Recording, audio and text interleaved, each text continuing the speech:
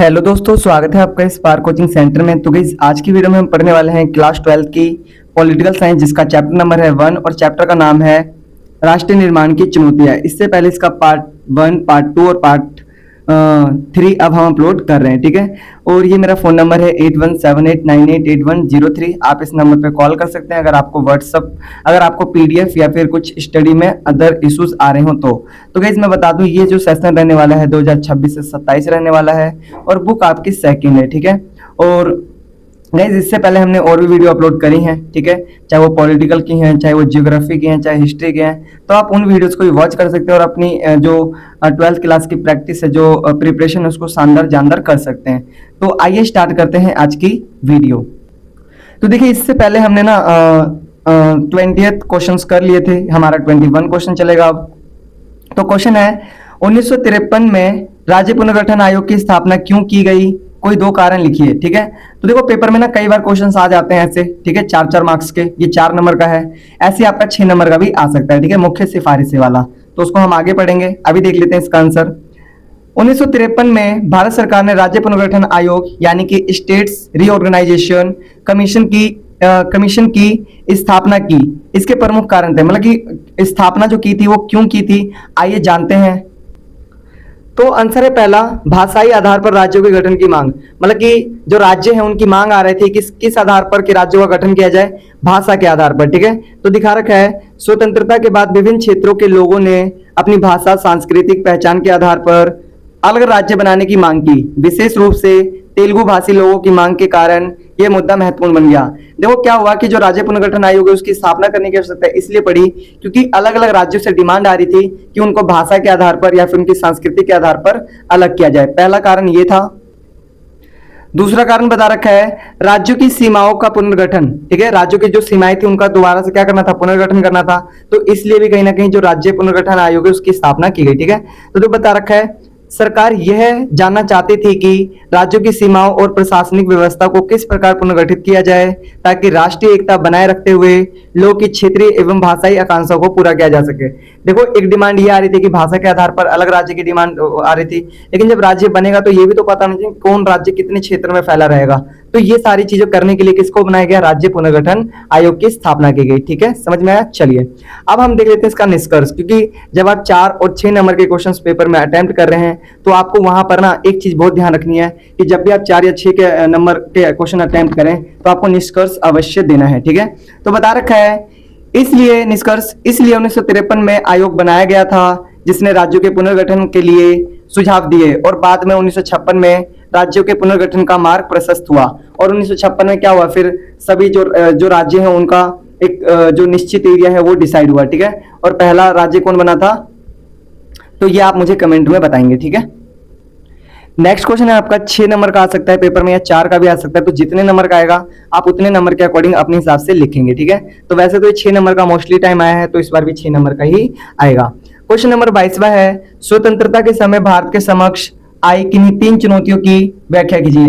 देखो, चुनौतियां तो बहुत सारी थी, लेकिन यहाँ पर बात की जा रही है मुख्य 3 चुनौतियां। तो भाई जो मुख्य 3 चुनौतियां हैं वो मैं बता रहा हूं आपको। आंसर दिखा रखा है, स्वतंत्रता के समय भारत के सामने राष्ट्रीय निर्माण से जुड़ी 3 प्रमुख चुनौतियां थी, ठीक है। तो पहला दिखा रखा है राष्ट्रीय एकता और अखंडता की चुनौती। मतलब जो सबसे महत्वपूर्ण चुनौती थी भारत के सामने वो थी राष्ट्रीय एकता और अखंडता की चुनौती। मतलब राष्ट्र को एक रखना और अखंड रखना, मतलब टुकड़ों में ना बंटने देना। तो देखिए बता रखा है, भारत अनेक धर्मों, भाषाओं, जातियों और क्षेत्रों में बटा हुआ था। मतलब अगर भारत को हम उस समय देखें तो भारत अलग अलग धर्मों में बटा हुआ था, अलग अलग भाषाओं में बटा हुआ था, अलग अलग जातियों में, अलग अलग क्षेत्रों में बटा हुआ था, ठीक है। देशी रियासतों का भी भारत में विलय करना आवश्यक था, इसलिए सभी क्षेत्रों और लोगों को एक मजबूत राष्ट्र के रूप में एकजुट करना बड़ी चुनौती थी। अब देखो क्या हो रहा था उस समय कि भारत में ऑलरेडी पहले से धर्मों, भाषाओं, जाति के आधार पर तो क्षेत्र बटा हुआ था। साथ ही साथ आपने सुना होगा कि जो देशी रियासतें थी वो भी भारत से अलग होने की मांग कर रही थी, ठीक है। जैसे कि आपने देखा होगा हैदराबाद, मणिपुर, कश्मीर, ये सारे इसमें मुख्य थे, ठीक है।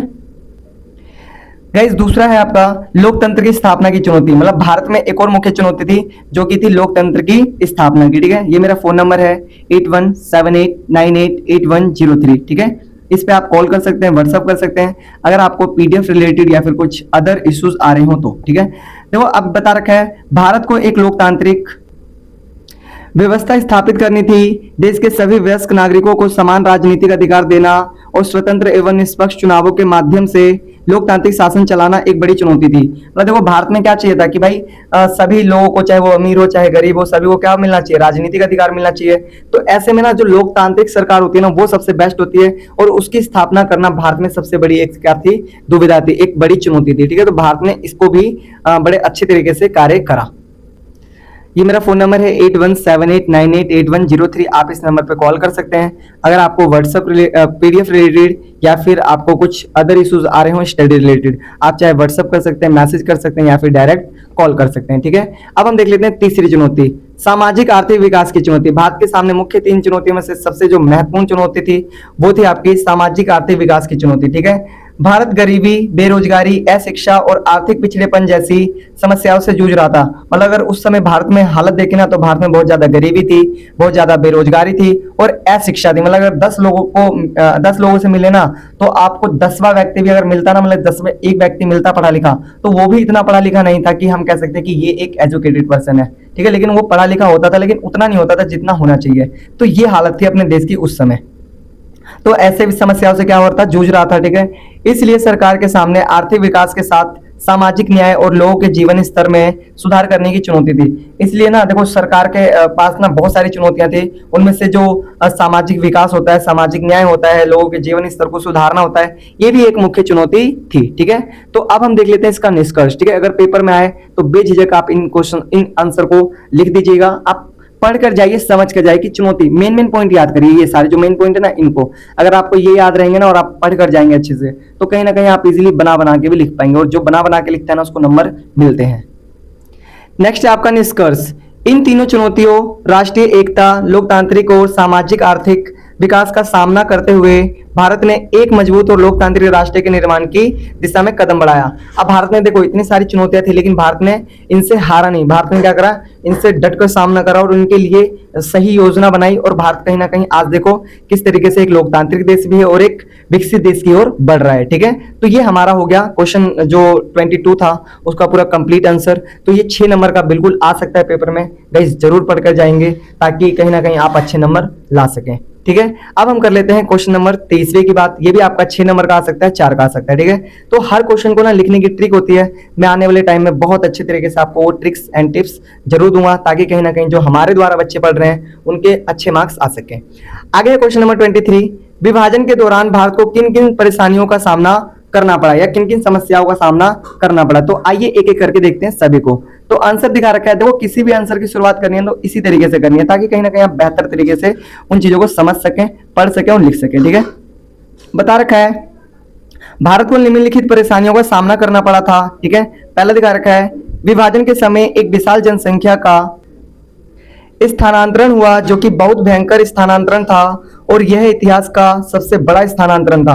मतलब देखो लोगों को एक जगह से दूसरी जगह जाना पड़ा और कहीं ना कहीं ये बहुत ज्यादा भयंकर था। किस लिए? क्योंकि बहुत लोग मारे भी गए थे, बहुत लोग की फैमिली यहाँ छूट गई थी, बहुत लोग की फैमिली वहां छूट गई थी।